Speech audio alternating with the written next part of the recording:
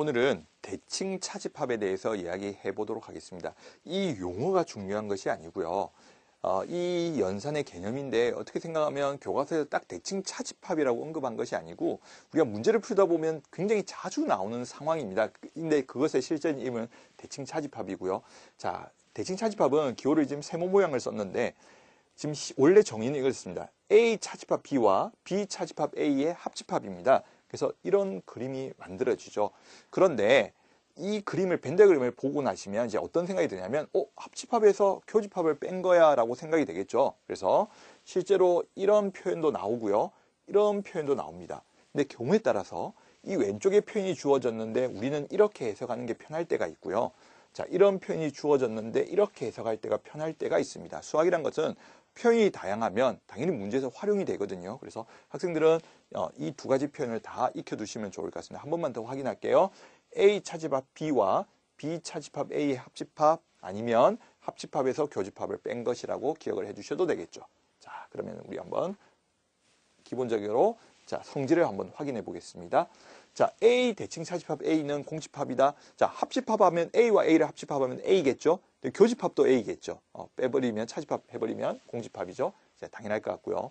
자, 그럼 A와 공집합을 대칭 차집합하게 되면 합집합은 A가 되고 교집합은 공집합이 되니까 A에서 그 공집합을 차집합해 주시면 빼주시면 당연히 A가 남겠죠. 그래서 A와 공집합의 대칭 차집합은 A다. 그리고 공집합과 A의 대칭 차집합도 역시 A다. 근데 방금 보니까 교환법칙 같죠? 자, 그래서 실제로는 대칭 차집합은 교환법칙도 성립합니다. 이유는 합집합도 교환법칙 성립하고요. 교집합도 교환법칙 성립하기 때문에 물론 차집합은 성립을 하지 않지만 아까 합집합에서 교집합을 빼주는 과정에서는 두 집합이 동일하기 때문에 교환법칙이 성립합니다.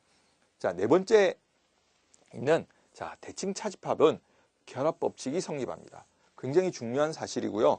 그 복잡한 문제를 풀 때 굉장히 도움이 됩니다. 그래서 여기서 시간 관계상 제가 증명은 생략하지만 실제로 학생들이 그 증명을 계산식의 증명보다는 벤 다이어그램으로 한 번만 꼭 한번 그려보세요. 숙제입니다. 그래서 이 왼쪽을 벤 다이어그램으로 한번 그려보시고요. 오른쪽을 벤 다이어그램으로 그려보시면 두 개가 완전히 똑같다는 것을 알 수 있을 겁니다. 그래서 대칭 차집합에서 결합법칙이 성립한다는 사실은 꼭 한번 확인을 해두시고 그다음에 그 결과도 기억을 해주시면 좋을 것 같습니다. 자, 그러면 우리가 자, 문제를 통해서 한번 확인해 보겠습니다. 자, 이렇게 연산을 하고 그러니까 우리가 문제 속에서 대칭 차집합이라 한다 이런 말을 쓰는 게 아니고요. 그 대칭 차집합의 표현을 하나 주는 겁니다. 자, 아까 두 번째 표현이죠. 차집합과 차집합의 합집합이 아니라 합집합에서 교집합을 뺀 것. 근데 이것을 보고도 우리는 머릿속에 대칭 차집합을 의미하는 거구나. 그렇게 생각해 주시면 되겠고요. 자, B의 원소의 개수가 8개, 합집합이 15개, 교집합이 3개다. 그럼 A의 원소는 실제로 가르쳐 준 거네요. 자, 그리고 나서 자, 이것의 값을 구해봐라 라고 했죠. 자, 그럼 우리 이 문제를 해결하기 위해서 식을 구해야 될 것을 한번 먼저 확인해 봅시다. 조금 전에 우리가 결합법칙 이야기를 했네요. 자, 그러면 A 대칭 차집합 자, 이렇게 쓸 수 있겠죠. 그죠? 자, 그럼 우리가 B 대칭 차집합 B는 우리가 A 대칭 차집합 A가 뭐였죠? A와 A의 합집합에서 A와 A의 교집합 빼니까 공집합이었죠. 자, 그래서 대칭 차집합 공집합이 됐고요. 자, 우리 A와 공집합의 대칭 차집합은 A였죠. A. 그래서 A의 원소의 개수를 구하라는 의미죠.